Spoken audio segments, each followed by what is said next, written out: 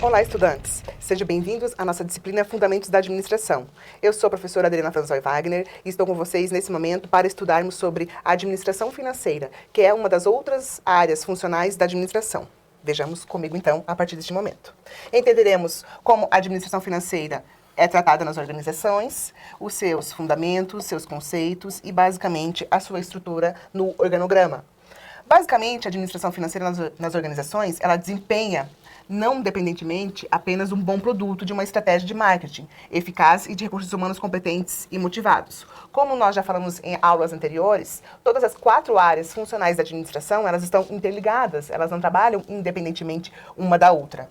A realização dos objetivos empresariais exige a administração segura e eficiente dos recursos financeiros, o sangue de uma organização.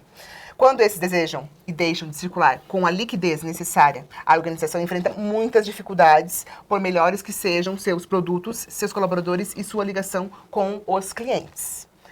Basicamente, ela se fundamenta, essa área, ela lida com um dos recursos mais indispensáveis para o seu funcionamento, que é o dinheiro. Toda organização precisa de dinheiro para se manter minimamente. A administração financeira compreende um conjunto de atividades relacionadas com a gestão do fluxo de recursos financeiros na organização e tem dupla responsabilidade de captar os recursos necessários às atividades da empresa e alocá-los de forma a alcançar os objetivos organizacionais. Então, se nós relembrarmos as aulas passadas, lembrem-se que a palavra objetivos, basicamente se encontra em todas as nossas aulas. Neste contexto, as funções típicas do administrador financeiro, ou de uma categoria similar, são análise, planejamento e controle financeiro, que é basicamente o controle, coordena, monitora e avalia todas as atividades e fluxos financeiros da organização, por meio de orçamentos e relatórios financeiros, dessa área, bem como participa ativamente das decisões estratégicas para estabelecer uma rentabilidade satisfatória sobre os investimentos realizados por ela. Tomada de decisões de investimentos que definem a melhor estrutura de ativos da organização, considerando uma relação adequada entre o risco e o retorno dos capitais investidos. Já na tomada de decisões de financiamento, elas definem a composição das fontes de recursos financeiros da organização, procurando estabelecer uma estrutura adequada em termos de liquidez, custo e risco financeiro. Já na análise, planejamento e controle financeiro, ele tem esse controle, ele monitora e também ele traz a questão de satisfação, seja qual for a natureza da atividade operacional da empresa, os administradores financeiros são essenciais, tomadores de decisões referentes à alocação de recursos, que basicamente, para eu alocar recursos, eu preciso de investimento, eu preciso de repasse, do dinheiro, e a captação deles, que é o financiamento. O objetivo econômico da administração financeira ele é válido tanto para empresas privadas como para as públicas. Ambas trabalham com dinheiro.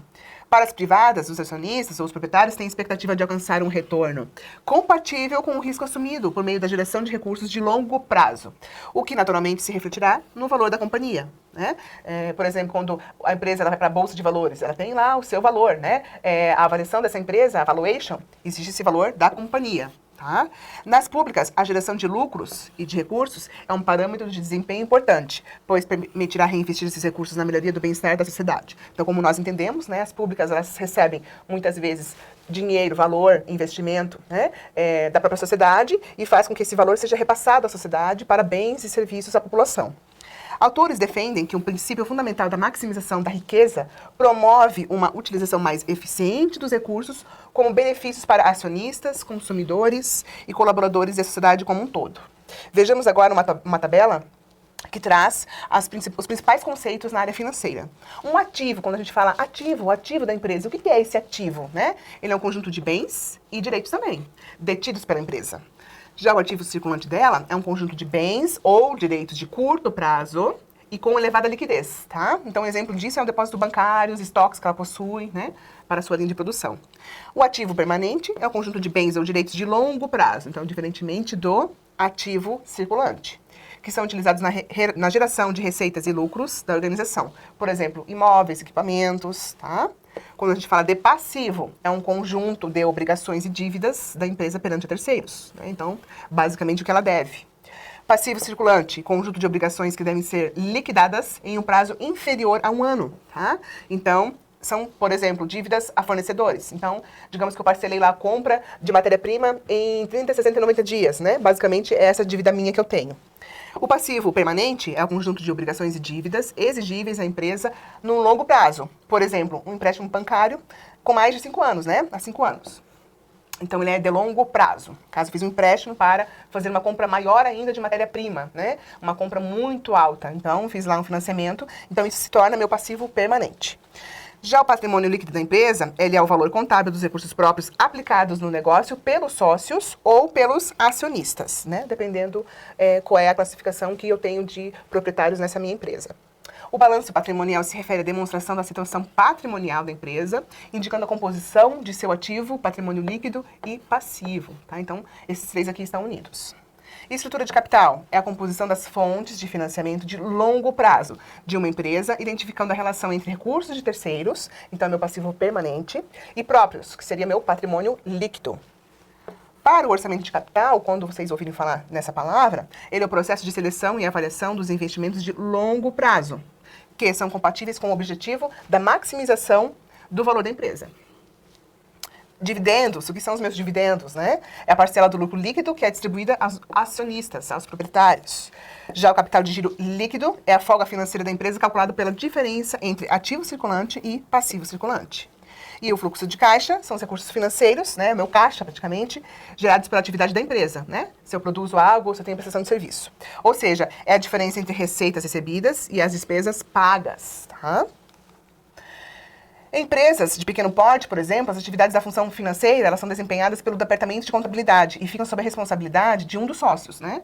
Como nós já falamos em outra aula também, por exemplo, a gente sabe que em empresas pequenas, o sócio, o proprietário, muitas vezes ele agrega todas essas funções, como administrador do RH, administrador financeiro, tá? Sua orientação é de curto prazo e envolve atividades operacionais, como a gestão de pagamentos, de cobrança, de dívidas, né? Crescendo a função, torna-se um departamento independente sobre a responsabilidade de um executivo do topo, tá? Então, por exemplo, eu saí da pequena empresa e estou migrando para a média empresa, tive uma evolução. Então, basicamente, esse profissional ali, o proprietário, ele deixa de ter algumas atribuições, ele passa a responsabilidade para uma outra, mas que essa outra pessoa que faça essa função, ela está ligada diretamente ao topo, né? Ao nível estratégico da organização. Basicamente, ao próprio proprietário, tá? Esse terá como atribuição a formulação de uma estratégia financeira para a empresa, então, estratégia financeira, né? Algo estratégico, e suas subsidiárias. A representação da organização perante órgãos públicos e instituições financeiras. E também a direção dos departamentos, unidades ou pessoas que desempenhem tarefas relacionadas com a gestão de recursos financeiros da própria organização.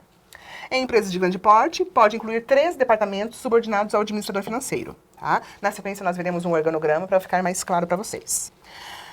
A controladoria, ela supervisiona as atividades de contabilidade e auditoria da empresa, sendo a preparação de relatórios gerenciais internos, de demonstrações financeiras e a própria gestão de assuntos fiscais.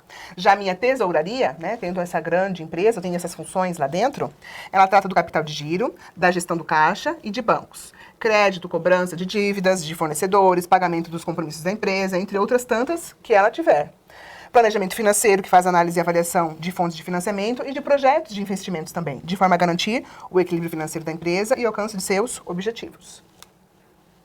Então, como mencionei para vocês, né, aqui, por exemplo, nós temos essa estrutura de uma empresa de grande porte, tendo os seus administradores financeiros. Então, eu tenho aqui no nível estratégico a presidência, aqui na linha intermediária a direção de operações, por exemplo, financeira, de marketing, e se tratando dessa aula da direção financeira, como nós verificamos quais são as atividades dessas funções, eu tenho aqui a minha controladoria, a minha tesouraria e o meu planejamento, a minha equipe, né, de planejamento financeiro.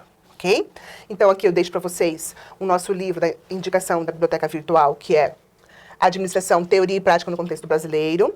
Lá no capítulo tem mais informações sobre a administração financeira e também eu estruturei uma rota para que vocês sigam de forma mais completa sobre esse assunto. Ok? Desejo a vocês bons estudos, um abraço e até a próxima aula.